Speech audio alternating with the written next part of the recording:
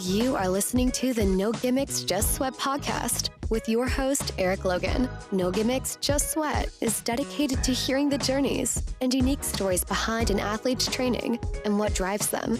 Get inspired to own your life and make the impossible possible. If you enjoy the show, please subscribe so that you never miss an episode. Also, please take a few seconds to rate the show and drop me a review. Now, let's get started with the show. Welcome back to another amazing episode of No Gimmicks Just Sweat. Today we're turning the table around to get better acquainted with the founder and producer of the show and duathlete Eric Logan. Eric, welcome to the opposite side of the mic. How are you doing today? Right, opposite side of the mic. That's exactly what it is. Right, finally got you nailed down over there. Yeah, you twisted my arm, but it was a good twist. It was a good twist. Good. I'm sure we're all gonna be happy about this interview with you today. Getting a little closer with you, a little bit more intimate, getting to know you a little bit better, instead of us always being fired away with the questions. Well, I feel honored, and I'm also a little scared because I don't know. Everyone, I do not know what questions she will be asking. Oh, it's like CIA-ish type stuff, you know. I'm just kidding. Right. All right, so in keeping with true fashion of the show, let's jump in with some icebreaker questions, or like I like to think of them as quick fires. Morning or evening training? Morning. Okay. Race day weather, hot or cold? Believe it or not, hot.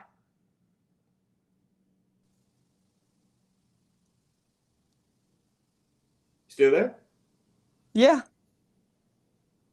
Okay, yeah, I said hot. Yeah, it was Oh, I'm sorry. I was like, wait, I didn't hear you.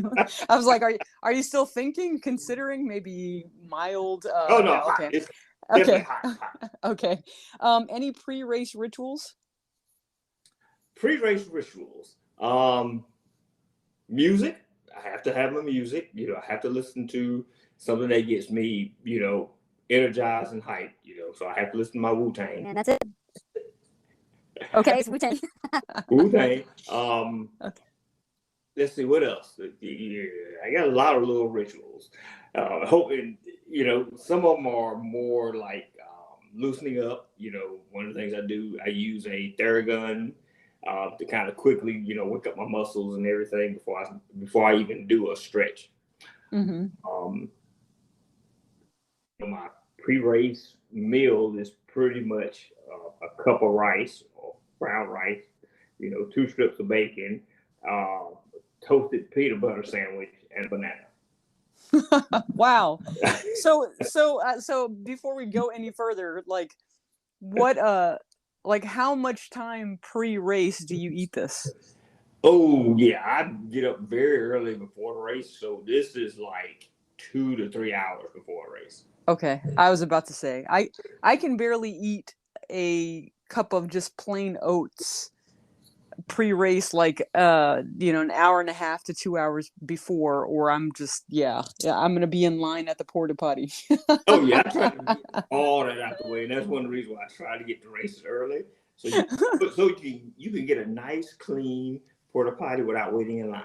Exactly, and about to race, You realize you got to pee again. and then the line. Yep. Okay, so Exactly. that was one of my next questions was going to be Your favorite race day hype song.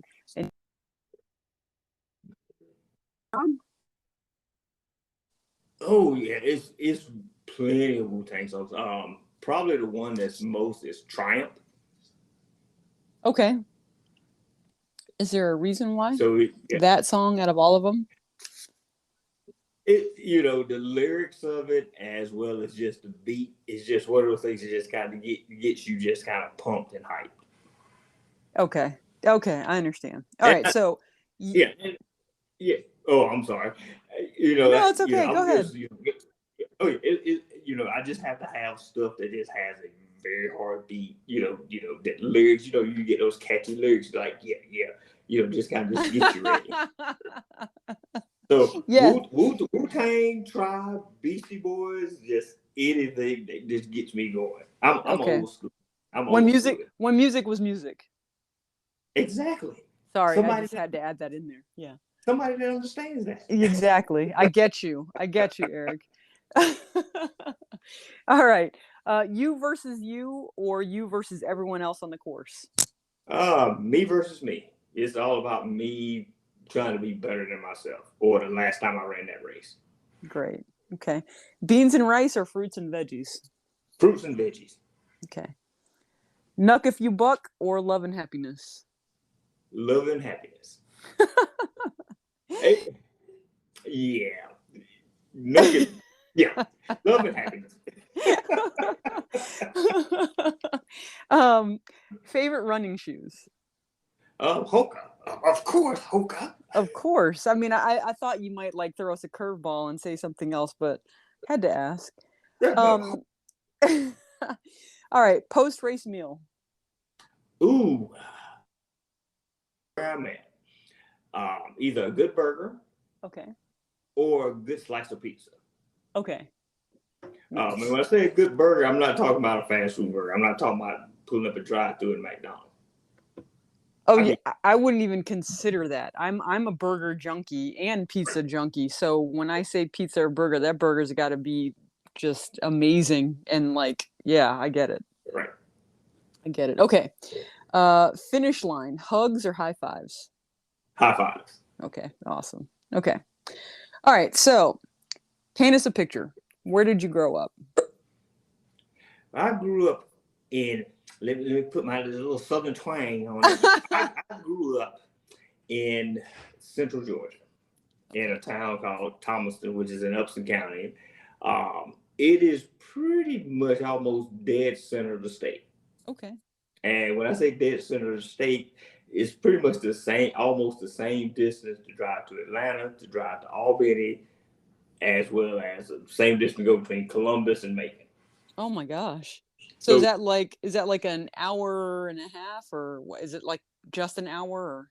If you're going from like I said, from Thomaston to Atlanta, it's about an hour and a half, give or take. Same thing with going to Albany, about an hour and a half, give or take. Going to Columbus and Macon from both sides, about 45 minutes. Okay.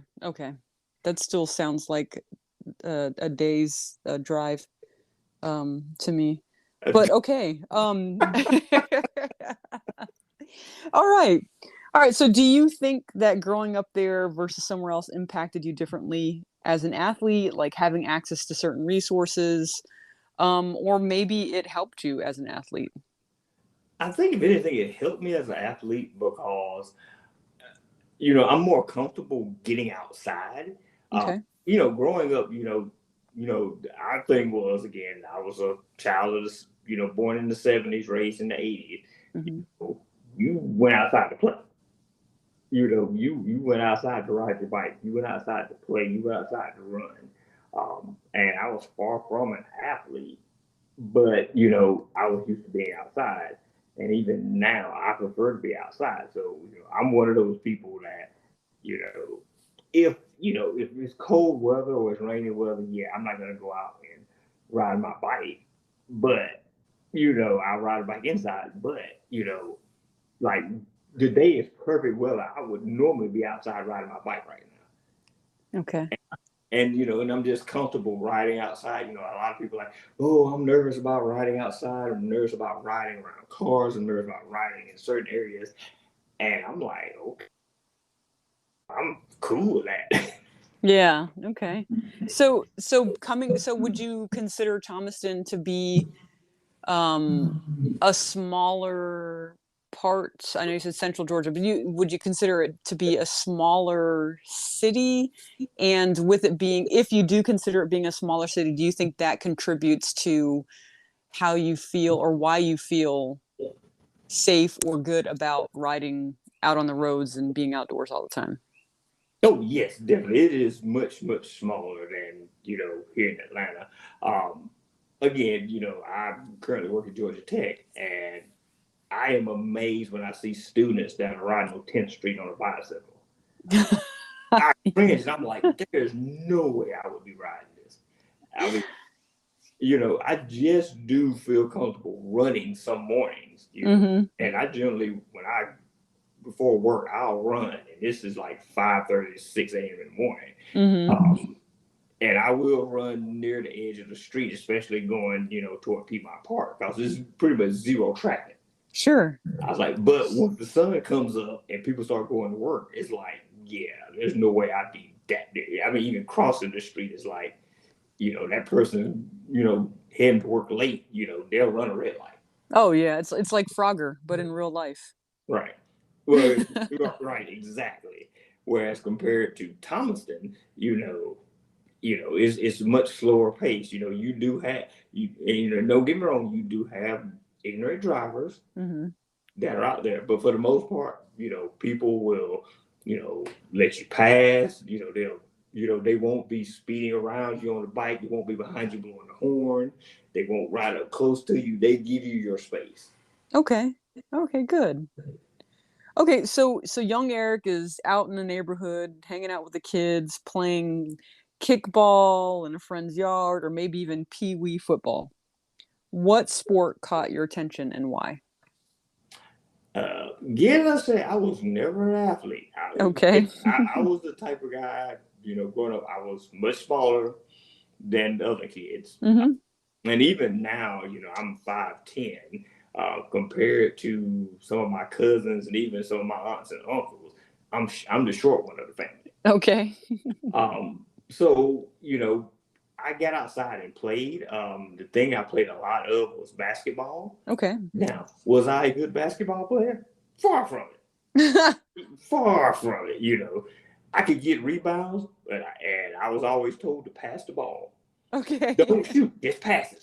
So you were a team player. Let's put that in right perspective. You were a team player. There you go. Yeah, that's it. Exactly. So that doesn't. Let me just say that I don't think that doesn't make you an athlete. I think we all start somewhere. So and that's why I phrase it that way. Is just like, basketball caught your eye, and you may not have been.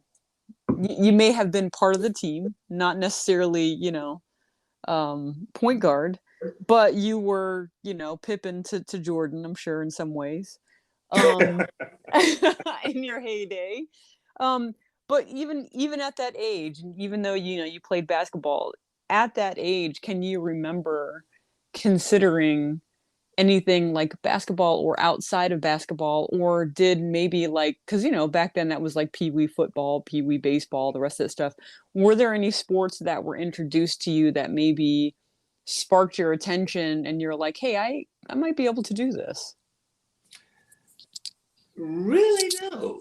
Because and this kind of goes to the thing where I've had to explain to my daughter that times are a little bit differently, whereas when I was growing up, if you and this can be limited to the area and the town I lived in, you were either athletic and people push you toward some type of athletics, or you were into your books. They had you focus on books.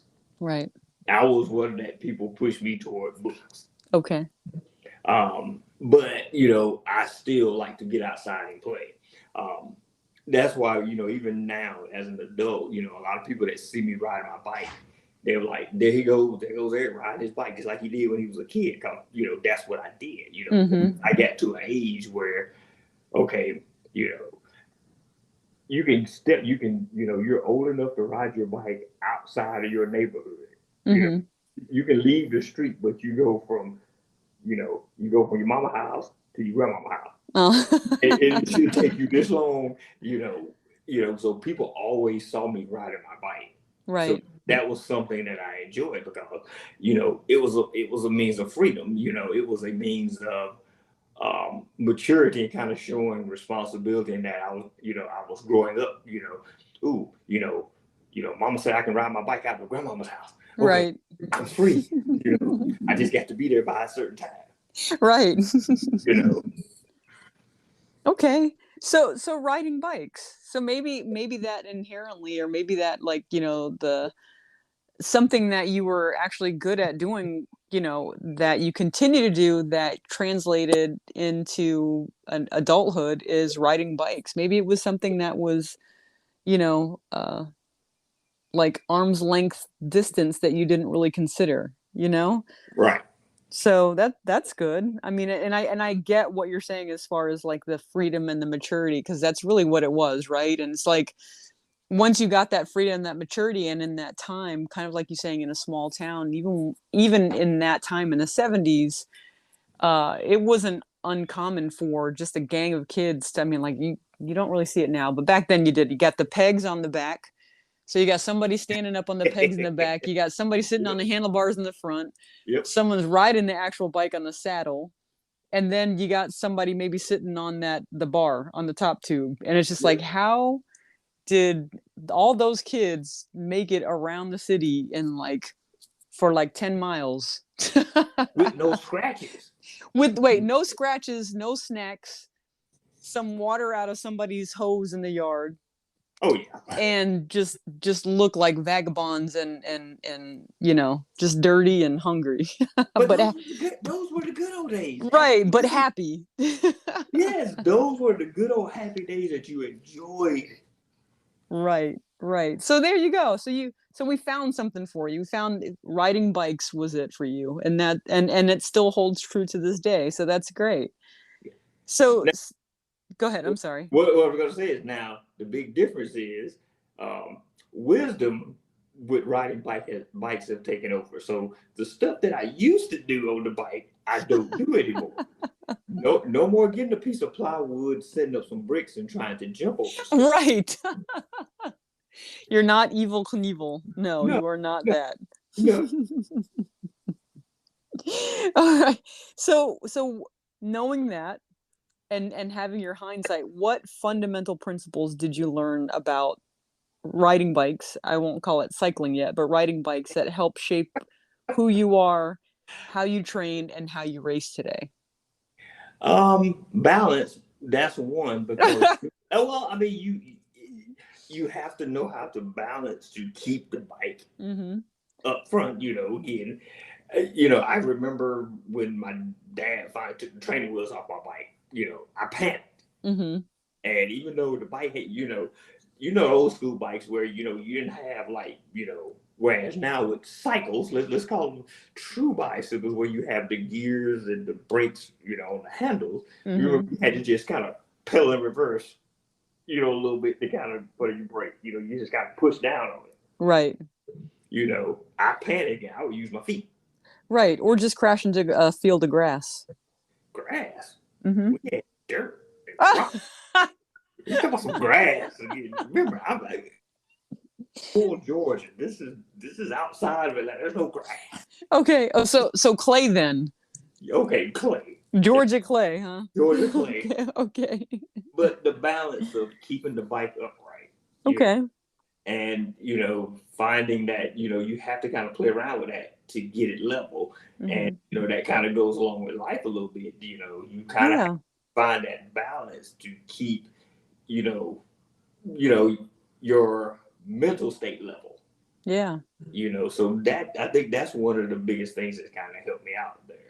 Nice. Yeah, no, that's factual. Especially with being a duathlete, having to remember that you can't go all out at the beginning of the race, and even as much as you want to go all out and the second phase of the race, you can't, because you still have one more leg. And so you got to find that true balance and your center or your pace to be able to sustain the race, to maybe go all out at the very end, so yeah, that's a good answer. Yeah. And also to add to that, is also focus, because you have to focus on what's in front of you as well. You can't, let your mind wander off, or you end up in that Georgia red clay. In a ditch. Exactly. Exactly. Okay. All right. So in all of your experiences as a person and as an athlete now, what advice would you give your younger self? Patience. that's one thing. And with age, I've learned to be more patient with things, versus and not expect things to happen immediately. Okay. And I think we all kind of experience that to some extent. When you're younger, you want that immediate answer, you want that immediate response. It's just patience, and knowing that, hey, it will come. Mm-hmm. Okay. Yeah, no, that's great advice. I agree. It is. I think that's for all of us. I mean, it's in every area of our life. Patience is. I mean, even if you're waiting for the coffee to get done in the morning. Right. Right. I mean, right. Okay. All right. So you've navigated through childhood and teenage madness, Georgia Clay, small town, riding your bike to grandma's house. yep. What happens next? I know you said that you weren't really an athlete, and so you had your nose in the books. Right. What happened in college? Did anything change for you, as far as athletics was concerned? Were you a part of like any like a field day, or like how they used to gather together to play like kickball teams? Oh, yes. Yes. And stuff like that. What was that like? What happened in college that kind of sparked that inner athlete in you? Where did we go from there? Well, believe it or not, still in college, I was not too athlete. I did intramural. And I did intramural softball and intramural basketball. Okay. But again, I still was not that athletic person type. I was much better than I was in high school. Every now and then they'll let me shoot the ball. But I still wasn't. I still wasn't Jordan or Kobe. Okay. Okay. But I would score a basket every now and then. Okay. And again, softball. Softball. You're going out there to have fun.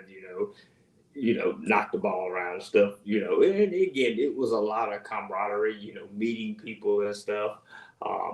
But the thing that I noticed about in college was that, it wasn't as pressured, if that makes sense. Sure. Whereas in high school, you feel like, if you don't fall in with, the jocks or the athletes, you kind of feel left out and stuff. Whereas you go to college, you got to have, when you're playing intramural, you're like, you see that there are other people who are on the same athletic level as you. You're just out there having fun. Yeah. And I think that's where I kind of started seeing that, what, I don't have to be great or good at this. I can just go out and have fun. Okay. So going backwards here, do you feel like, because you said, where you grew up, it was one of those things where it's just like you were either an athlete and they really pushed you to be an athlete, because I remember those times, or you were, book smart, or maybe you were towing the line and you were kind of pushed in one direction over the other. Do you feel, looking back at your younger self, that maybe you could have been a better athlete if there was more a push for it? I think so. Again, I think that, again, growing up in the 70s, and again, I graduated in 1990. Mm-hmm. You can probably figure out my age. 25, we know. Yeah, I'm right there with you. You have to think about growing up in those times, and as well as having parents during those times. We were to survive. Sure. It was about, instead of going out and it's more about surviving than thriving. Right. So it was more about these are the things you need to do in order to go out and fit into society. Sure. Versus, you have the potential to be this, or you have the potential to do this. Right. And try to push and encourage you to do that. Mm-hmm.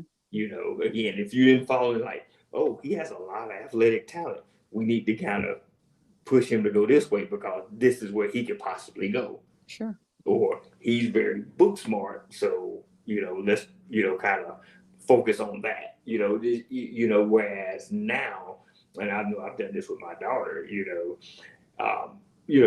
just do the things that you enjoy doing. Mm-hmm. You want to do this, you don't have to be great at doing it, as long as you're getting out and trying to do it and you're having fun, more the emphasis on the fun part versus, unless you see yourself going in that direction, there's no need to do it unless you know you're going to do it. It's more just getting out, having fun, and enjoying yourself. Right. So with that being said, do you feel that your daughter and her generation has more of the freedom to experience that, to experience the freedom of choosing versus our time? And like you described, it was, this is what you need to do to survive. This is what you need to do to move ahead, because, parents and grandparents had to hunker down and really build this tight-knit community to support each other and say, hey, head down, work hard, and make something of yourself so you don't have to do this in the future. So do you think that her generation and the younger generations have that freedom that says, hey, I had it tough, so I'm going to let you figure it out what you want to do, and so she can figure it out and have fun, versus you when it was like, you got to do it this way? Oh gosh, yes. But the thing with doing that, is a matter of letting them explore the different things out there, and kind of being there to provide guidance and wisdom. Sure. Not just, if you go do it, because, how can I word it? I think sometimes, it's kind of the go out there and try it, and then see, I let you try it, and then you failed. And that long way into kind of just messing with a person's mental state, especially a child that's developing. Yeah. But when you kind of encourage them to, like, hey, try different things out, see what you like, and be there to support them on that, it kind of helps build their courage. Sure. Not just, from an athletic standpoint, but also from a life standpoint, that, they're they have a lot of more bravery and, to go out and just do things. Sure. Different things, it could be something that can benefit them from the academic side. It could be something that can benefit them, financially. It could be they benefit them athletically, it's giving them the chance to try different things. Sure. Okay. So what would you tell, not just her, but and outside of what you just said, go get out there, be encouraged, don't be afraid of failing, basically, just try it out. If you fail, it's okay. You tried it. At least you put your best foot forward and you took an interest and you went for it. What else to her generation and the next generation of athletes, or maybe even new athletes that are older, like maybe our age or older than us, what would you tell them? You pretty much summed it up. Just go out and try it and don't worry about failing. Again, it's about your personal satisfaction. In seeing that,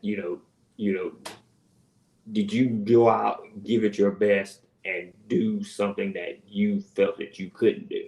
Because I talk with a lot of older athletes that are 40s, 50s, 60s, and even 70s, and a lot of them come from the same background as me, is that they were never athletes growing up. And something like running, something like cycling, that's something they never thought they would be able to do, but they gathered the courage up to try it. They got to the point in their life where they felt bravery.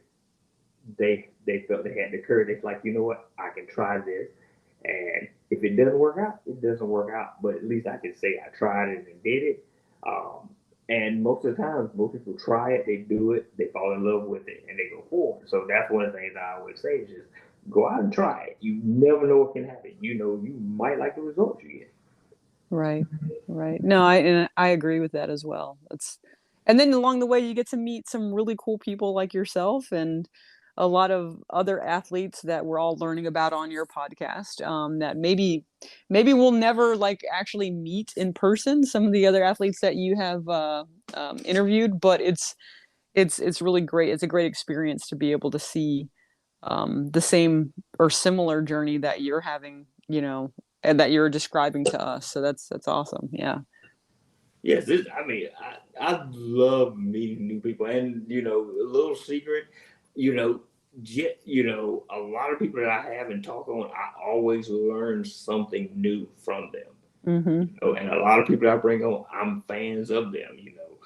I follow them on social media, and I've kind of seen the stuff. So, I'm kind of being a fan, or just a fan, just talking with people because I'm just excited to talk to people. Yeah, no, And that's I try nice. not to show it, but it's like I'm excited to talk to this person. I think that's great though. I really do. I think that's a really sincere and genuine quality. Just because it is with so many people being enamored by NFL, NBA, whatever, like now on such a higher platform level of athleticism, or even like entertainers or just, whatever, to know that, you know, you or I or anyone else that's on the podcast or any other everyday athletes, are somebody to get excited about steering win, because why not get excited for each other, right? I think that's beautiful. That's great. That's great, Eric. Yes. I mean, it's all about all of us supporting one another. Yeah, absolutely. Absolutely. Crossing that finish line. That's the biggest win, of anything. Yeah, totally.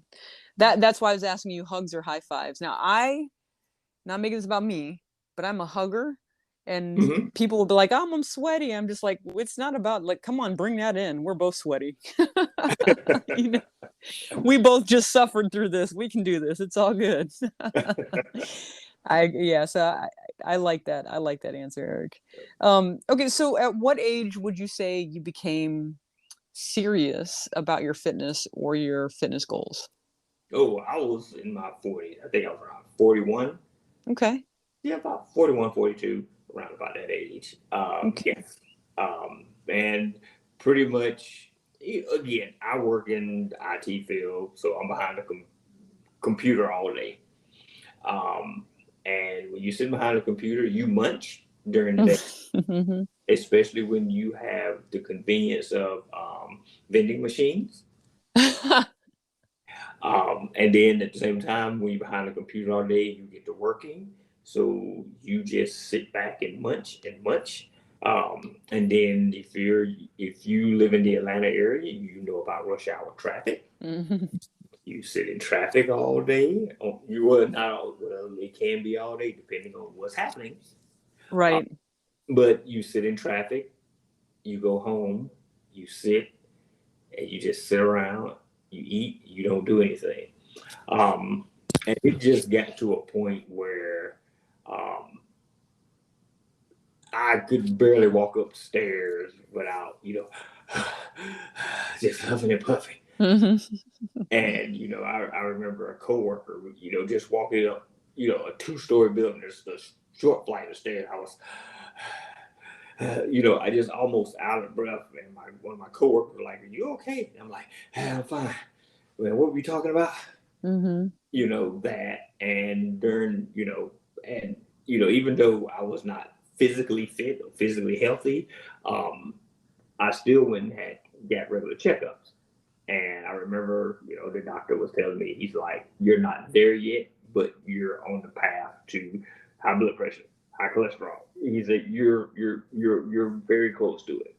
And that's when I said, "You know what? I need to make a change." Good for you. Okay. So where did that lead you to? Describe that. Like that at that point where you're just like, okay, I need to make a change. What did you do next? So at that point, I started trying to figure out, what do I want to do? You know, again, most people, and that's why I can empathize with anyone who is starting their fitness journey. You have no freaking idea what you need to do or want to do. Mm-hmm. You know what you know you need to do something to be better in terms of your health, but sometimes you don't know where to start. Right. And I did not initially start with running. I started with walking. Okay. And just casually walking. I know for me, I pretty much just got up. I set a time where during the day I got up from the computer and I would just do 3 laps around the building, just walking, getting out, getting some fresh air. And then from there, I got the bravery of trying to, and the courage to go into the gym. Okay. And I don't. And again, this is where I can kind of empathize with some people going into a gym where you see a lot of young people, see a lot of fit people. It's intimidating. Mm-hmm. And I just tried different things out, and I found what worked for me.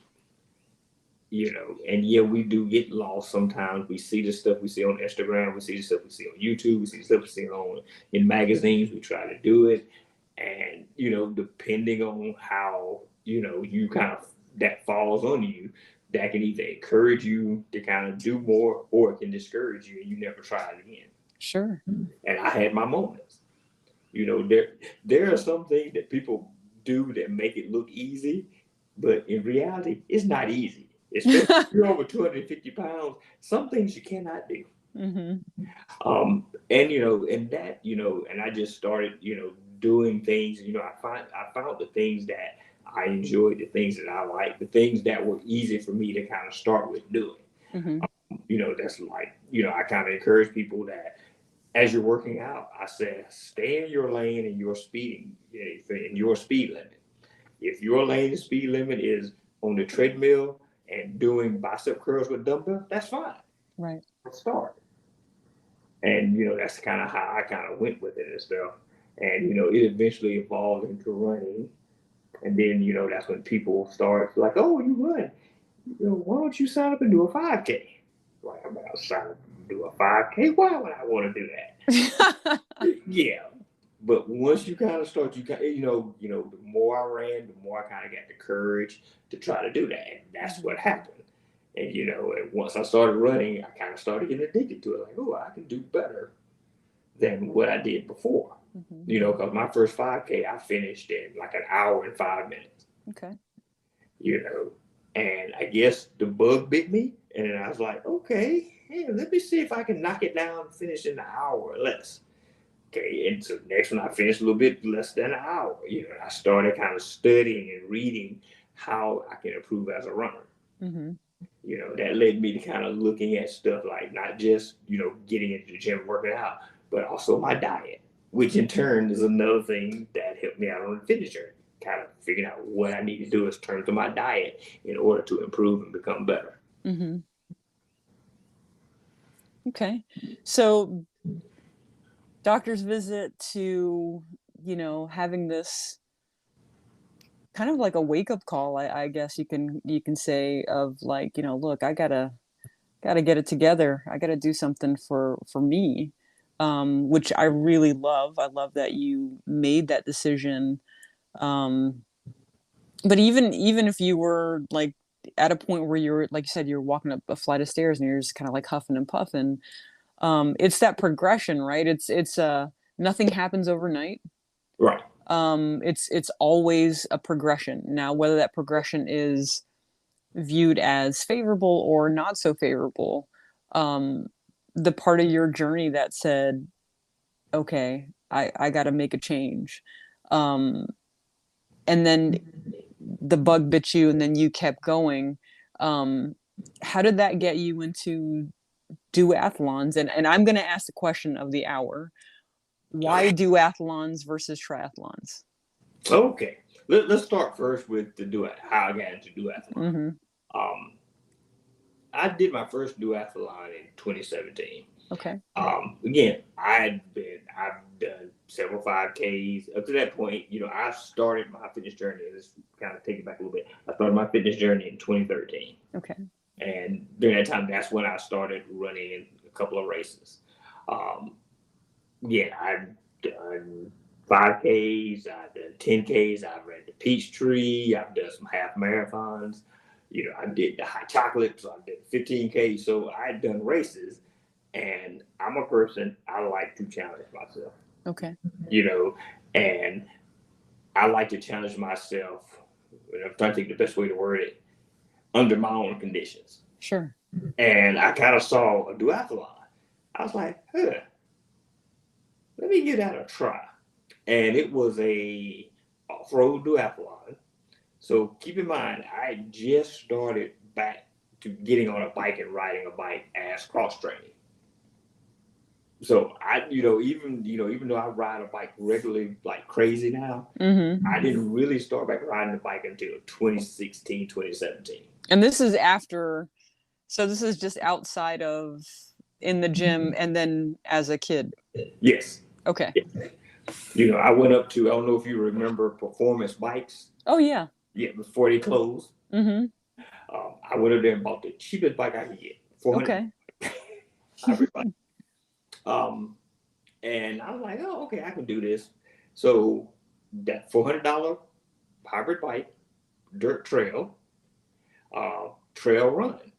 Again, that was my first trail run. And I was like, you know what? I'm going to try to do it. And I did. It was an adventure. And you kind of learn some things. That's why I kind of said wisdom kind of comes with cycling as you get older. You kind of, you might think like, yeah, I used to jump ditches and stuff when I was younger. When you get older, yeah, you can't quite do it, especially when you have a $400 bike. Right, and not trying to jump a ditch. Yeah, I learned very quickly that, reality very quickly during that race. But at the end of the day, I did finish. Great. I didn't finish in last place, but I finished like third from last. That's okay. But I finished. But when I did do it, again, that instinct kicked in. It's like, just like you did with the 5K, that was fun.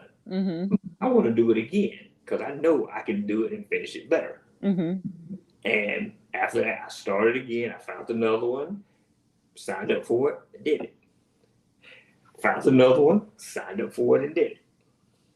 And just kind of continued doing it. It's just something with that challenge.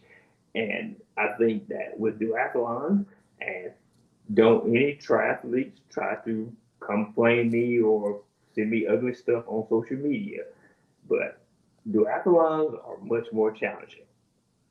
Okay. So give me tell me why.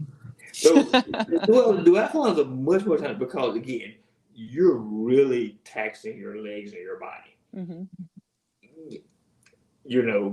I am not the greatest swimmer in the world. Okay. But I can swim enough to have fun. Okay. You want to go to the pool, have a pool party, and get in the water?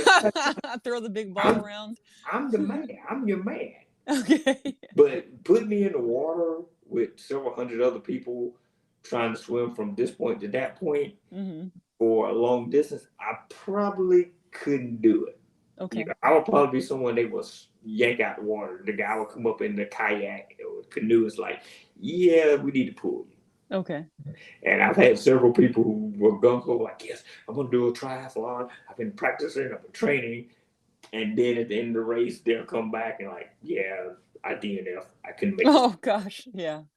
And, and I'm sitting back saying like, I told you to do a duathlon. Yeah, I've done the duathlon.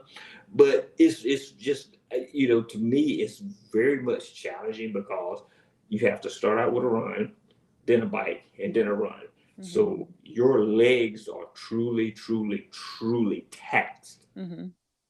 And you really have to kind of, believe it or not, you have to kind of strategize how you approach each race. You can't sit up here and just go like, okay, first run, I'm going to go all out on that first run.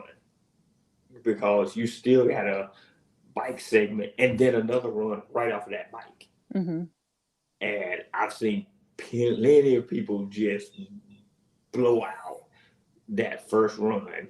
Right. They get on the bike, they start out strong, and then they're gradually kind of losing it because they've pushed themselves. So it's all about trying to find that balance again, Right. to kind of figure out like, okay, with this first run with the bike, and then to the last run. And so I just find that that's just a lot more exciting and challenging to me. Okay. Versus, again, I'm not shooting any triathletes. I'm not saying anything, that, triathlon is nothing compared to duathlon. I'm not saying that. So do not flame me. For you, yes, a duathlon is more fun and more challenging. So it's got exactly what you want in it. Right. Yeah. Okay. So would you ever consider doing a sprint, or maybe even, Peachtree City has a super sprint? It's one of those things that you never say never. Mm-hmm. But it's not one of those things I'm looking at and going, you know what? I'm going to eventually do a triathlon one day. It's I kind of feel the same way about running a marathon. Okay. I'll do a half marathon all day long. Okay. Problem. But a marathon is like, well, and it's not the physicality of it. Here's the secret to me. After about 9 miles, I get bored. Okay. Right. I recently ran a half marathon. About mile 8, I was like, when was it over with? And it wasn't that my body wasn't tired. Mm-hmm. My legs were tired. It was just like, this is like watching paint dry. I am so bored with this. And I can see that happening. And, and I noticed when I started getting bored, one thing I recently kind of figured out, I lose focus on running, therefore I start slowing down. Right. Because I always kind of, for the longest, my PR for half marathon has been 2 hours. Okay. My PR time for half marathon was 2 hours and 17 seconds. Okay. And I could never ever break that. I would run a half marathon, 2 hours. And like this recent one, I did manage to get sub 2 hours, but only by 1 minute. But it's still sub. Yeah, it's still sub. Yeah. But again, I started falling into that thing like, that mental trap. This is so boring. So that's one of the reasons why, like, even with a marathon, I'm not gonna say I'll never do one. But it's not something that I have like, okay, that's on my bucket list to do. I'm more interested in doing ultra marathon. I was gonna ask you that. Yeah, that I'm more excited about doing that because I think, again, depending on the technicality of, or use the correct terminology, how technical the terrain is and the trails, you have to focus on that. Right. So it's something to keep my mind active and going. It's something to focus on versus like, okay, I'm on an open road. I'm on a road. We're running a set path. I'm going to pass this person. Okay, here's this person. Hey, how you doing? Okay. It's more like, you're looking at wildlife. You're looking at, you're out in nature. It's just something about that. So I'm more excited to do that than I am to do either a triathlon or a marathon. Okay. So what if there was a difference, and what if the difference was the marathon was a multi-leg marathon, or it was, let's just say, 100-mile race, and you had a team? Would that be something that you're interested in? Oh yeah, and I'd considered, maybe if I did do a marathon, I could find someone that's willing to do like, a relay. I said, I think I could probably do that because, either I started off or I do the second leg, there's an excitement to that. Because like, okay, how fast can we both finish this? How fast can we do that? Even with the triathlon part, at one point before the pandemic started, there was a point we had a couple of people we were looking at doing Ironman Augusta. Okay. I had a person, she was going to do the swim, I was going to do the bike, and then I had a guy who was a superb runner. He was going to do the running part. Mm-hmm. And we were like, yeah, we're going to do this, We're going to crush it. Yeah. And then, of course, pandemic happened, and that kind of got shot in the wind. She moved somewhere else, and yeah. So that I may consider doing if we can find another swimmer. Mm-hmm. Because the gentleman, he is still interested in doing it. It's like, okay. We just got we just got to find somebody who can do the swim. Okay. That's exciting to me. But to do it on my own, I'm like, yeah. Never say never, but it's like, yeah, if I do it, I do it. If I don't, I don't. Okay. Well, keep us posted. Definitely let us know. I mean, I'm going to keep reaching out to you and nudging you about that. Hopefully I can kind of encourage you to try the super sprint. That super sprint in Peachtree City, if you've ever done a race in Peachtree City, they are so well supported. I mean, every part of all those neighborhoods down there, everybody comes out, everybody's sitting out there supporting, cowbelling it, yelling at you in a good way. Like I said, just encouraging and supporting you. And bonus, like your post-race meals, bonus is when you cross the finish line, they've got pizza waiting for you.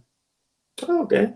Well, the thing about Peachtree City, they do not offer any type of duathlon there. And I was like, why not offer a duathlon?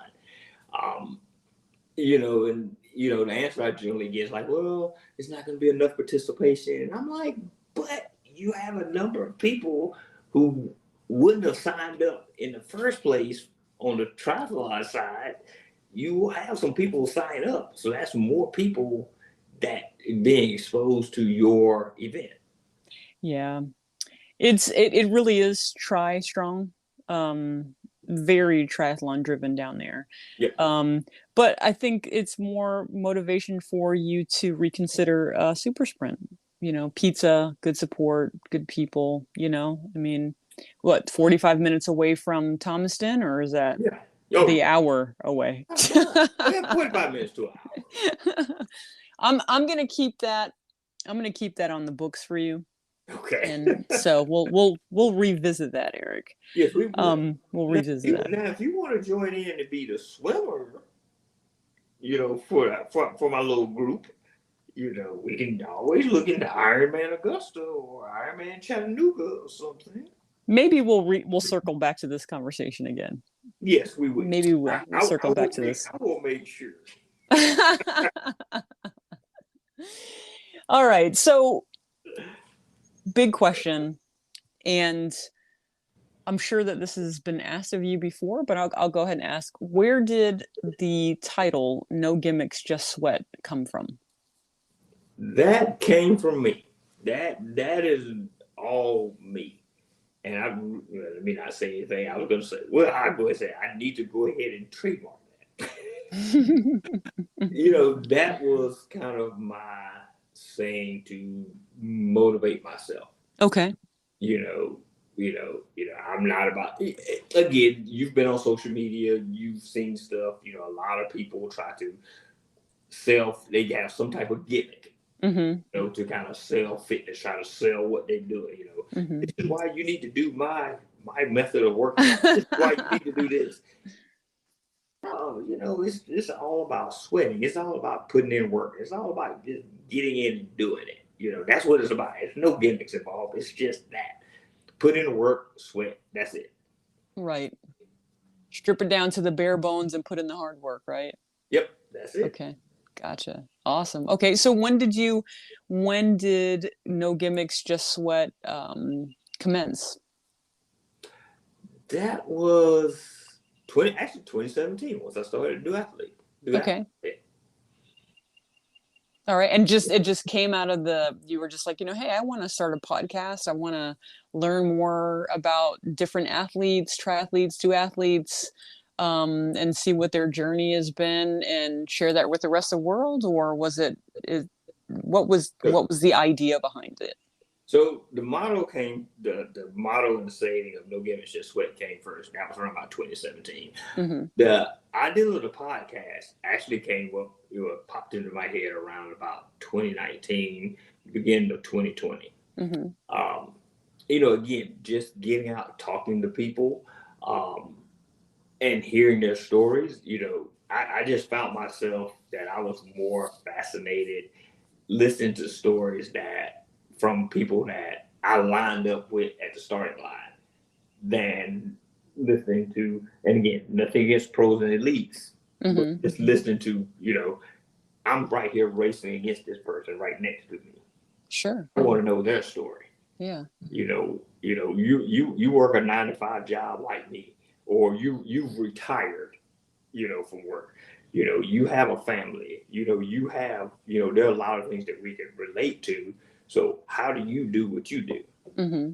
So, that's where that came from. And just, hearing stories and stuff, I'm like, it would be great just to share those stories with people.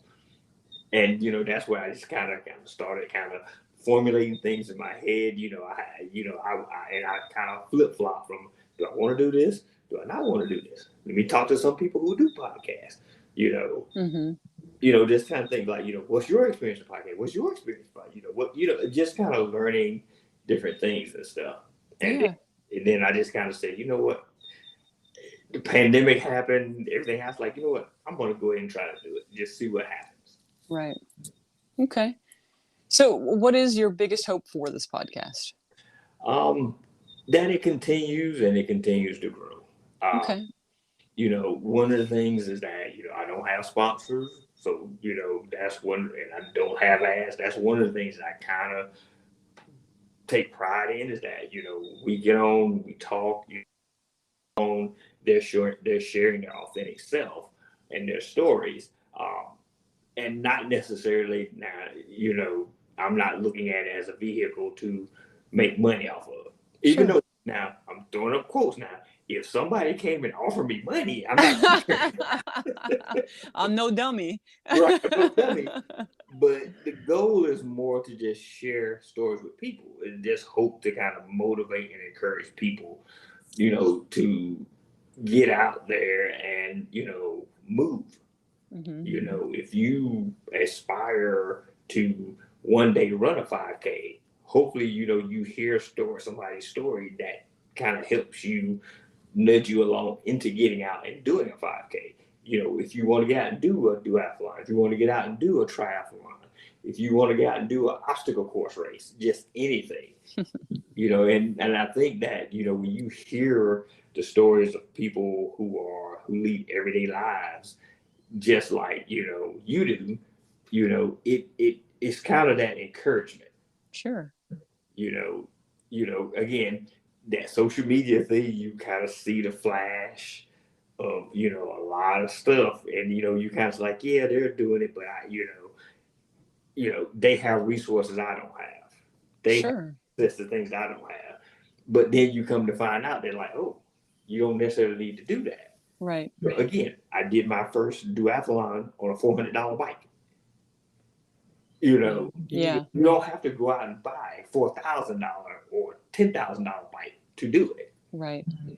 Even though you might see the people on social media that have those fancy, expensive bikes, you don't necessarily need to do that. Right. So that's one of the things I wanted to, let this podcast kind of do, is show that, hey, you can do it, within your means without breaking the bank and, just being a regular person. Right. Yeah, absolutely. Yeah. One thing that I kind of one thing that stays with me for all these years, that one of my best buds way back in the day, when all the new bikes started coming out, all the carbon, whatever, I was like, oh my God, I got a Cannondale Synapse. And I was like, I loved my bike, but everything new started coming out and I was 100% envious of it, ooh, new and shiny. Right. And he looked at me and he said, if he said, you know, however many $1,000 bike is not going to make you faster. It's the engine. Right. And I just looked at him. I was like, well, all right. You know, just threw my hands in the air because it was just like, it was such a hard fact that just came down with a hammer. And it was, you know, it's like you said, you know, with your podcast and being able to meet and learn about people's journeys that started out where you did, which was just like, you know, hey, I'm sitting behind a computer all day. And you might have been at that time, or not you, but other people may be on social media looking at other people's lives, comparing theirs to theirs. And a lot of the social media that we see these days, even with quote unquote athletes, and I say quote unquote because there's so many people out there, God knows what they're doing to their bodies, but it doesn't necessarily mean that it's healthy. Right. That, you know, people that may be sitting in that same position that you were back then behind a computer and comparing themselves to other, you know, people on social media saying, man, I wish I had that body, or man, I wish I could do that. I don't, like you said, I don't have the finances, I don't have the resources. But instead, you know, and then working a 9 to 5, but instead turning, you know, internally, turning inward and saying, but I got to start somewhere. Right. You know, and I got to start with me. And I think that's a beautiful message. You know, I really do.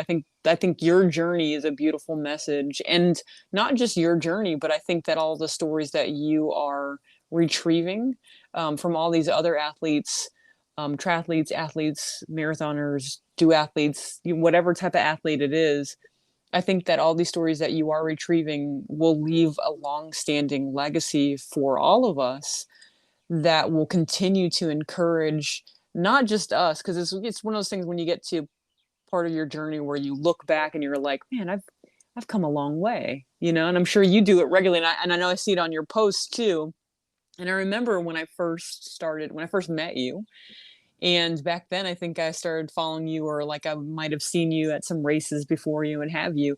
So it's like, I remember what you look like back then, and I know what you look like now. And so it's like I've kind of low key been a part of your journey because I remember, you know. And I think that that's, again, the beauty of your podcast, is to help other people, not just yourself, but new athletes.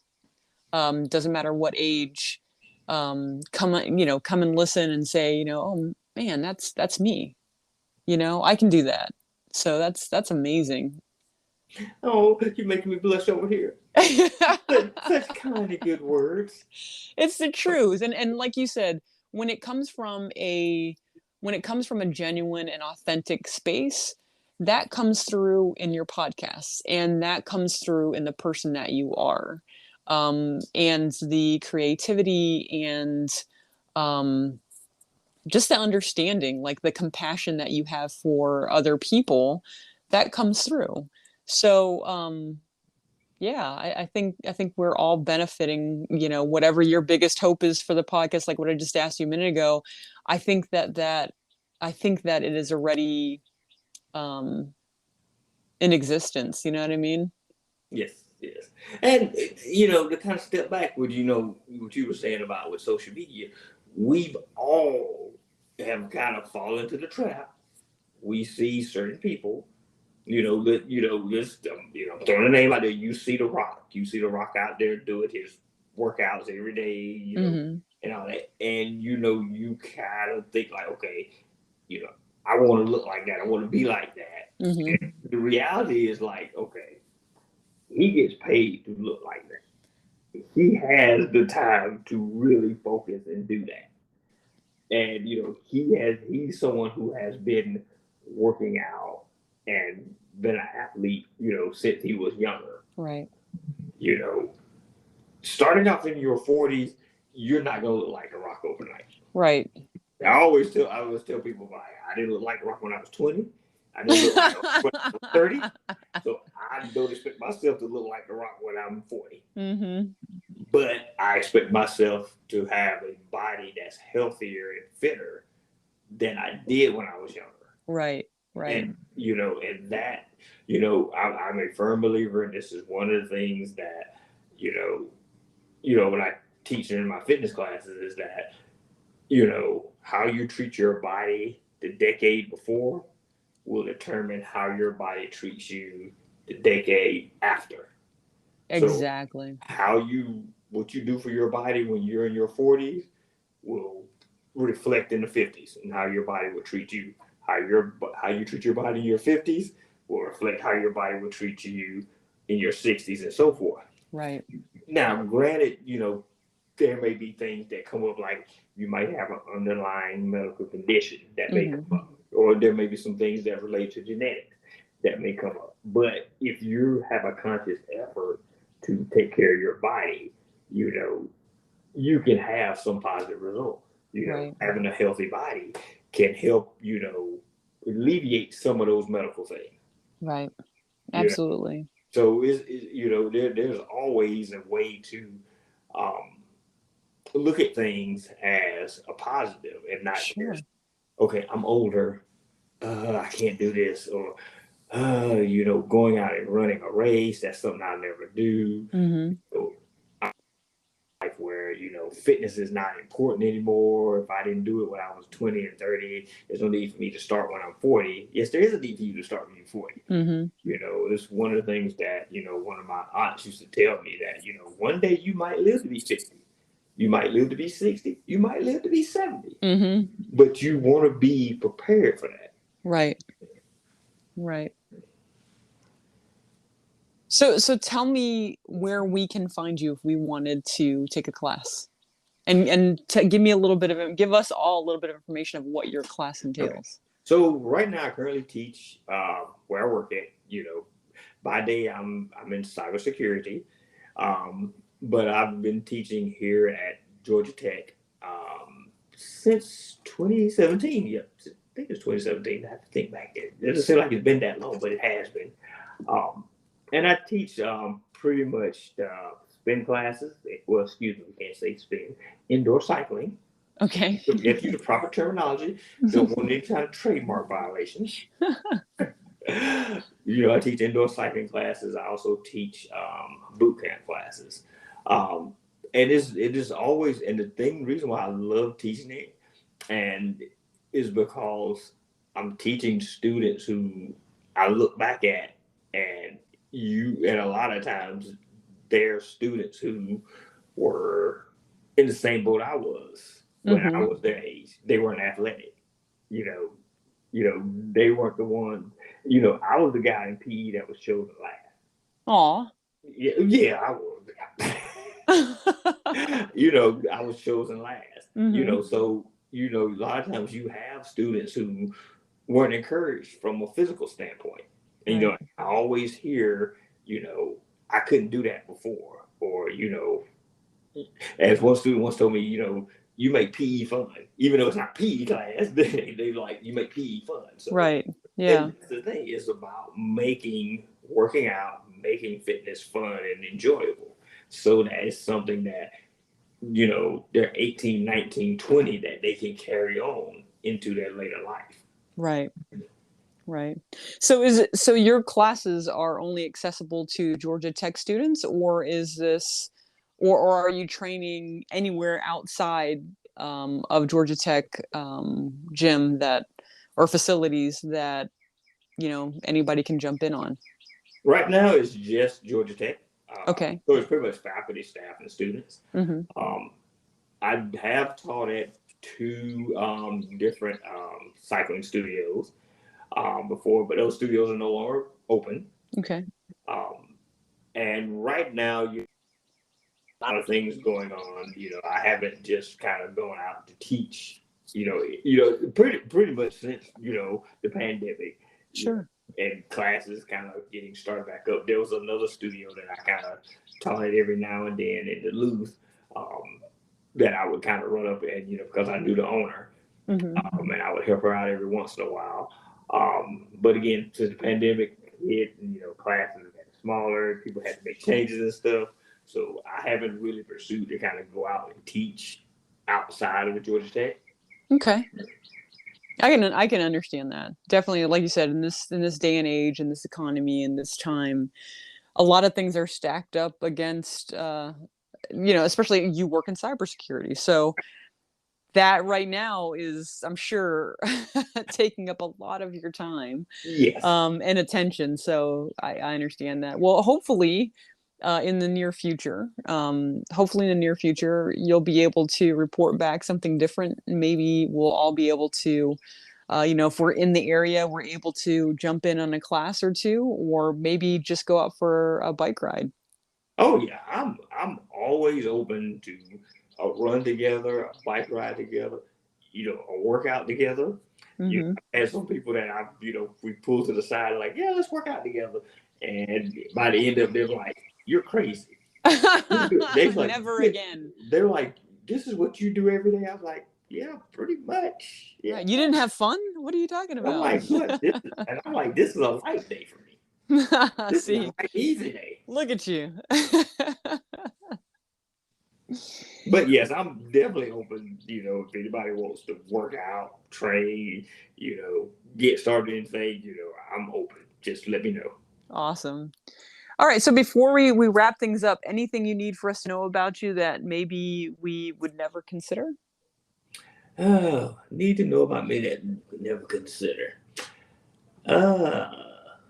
Yeah, I already told you I work in cybersecurity. Little known fact about me, a lot of people wouldn't consider, is that, through high school and when I really went to college, I went to college on an art scholarship. Nice. I won a couple of awards and stuff, in high school, and ended up for some reasons, a college decided to offer me money to come there and do artwork. And then, it kind of goes back to that, what we talked about a little bit earlier, in that, it was great. I had a scholarship, but it was one of those things, again, back then in the early 90s. Yeah. Any money doing that. You need a good job with good benefits. Right. You're not going to make any money doing that. And, not that, just try it and see, it was one of those things, and, I eventually just kind of drifted away from that. Okay. So is this something that you might dip your toe back in again? It is one of the things I said that probably when I retire, I will probably start back painting. Okay. It's one of those things that I'm at a point now and I'm like, okay, I need to start planning what I want to do when I retire, because I see so many people when they retire and they get old, they don't know what to do. I saw that with my, you work 30 years and then you retire, and you've become so accustomed to just, you get up in the morning, you go to work, you work all day, you come home, then you do it again. And you don't really kind of have that thing that takes you away, that thing that you enjoy, that thing that, that not just relaxes you, but it brings out you. Right. And, that's one of the things I said that, this is what I want to do when I retire, doing artwork, doing painting. That's something I want to be able to do, that I can spend my time doing. Nice. Okay. Because good to know. I was gonna say, some people know, some people don't. Former President Bush, the son, that's what he does now. He paints and draws and stuff. That's his thing now. He's like, right. I'm former president. I don't want to deal with all this stuff. I do artwork. I'm gonna hold you in higher regards to the fact that you were actually, on scholarship. Your artwork was so great that they offered you a scholarship. So I'm gonna put you at something a little bit higher than paint by numbers, and hope for the best. Like really, and honestly, I hope that you don't wait until you retire, and maybe this conversation will spark you to go pick up some really nice, paintbrushes, and maybe just throw a little paint on a canvas and see if that gets you started again. But that's my hope for you. We'll see what happens. Maybe we'll be getting invitation to your first art show, which would be amazing. And if it's centered around like athletes and all the rest of that stuff too, just kind of sprinkling that in there, that might be kind of cool. But so Eric, closing this out, I really want to thank you so much for letting me pick your brain and expose you to the rest of the world where you've been exposing all of us in a good way. And hope that we can have another conversation like this again in the future. Oh yes, definitely. So the thing about it, I've told you before, I was a little bit nervous because I didn't know how you were going to come at me with this. Me come at you? No, this is a conversation between friends. That's right. So yes, we have to do this again. Absolutely. All right, Eric. Well, you take care, and hope to see you again on the podcast. Yes, definitely. Take care and enjoy your day. Enjoy your evening. Enjoy your week. And you as well. All right, Eric. Take care. All right.